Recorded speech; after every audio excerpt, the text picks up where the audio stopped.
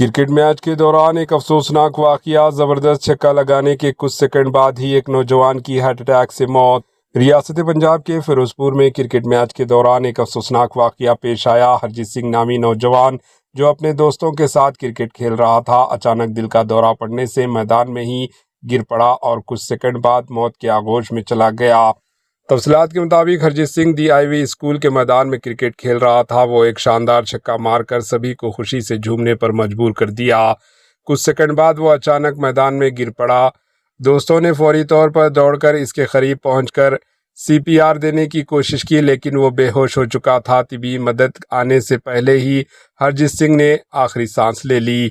इस अफसोसनाक लम्हे की वीडियो सोशल मीडिया पर जंगल की आग की तरह वायरल हो गई, जिसे देखकर हर कोई अफसोस का इजहार कर रहा है।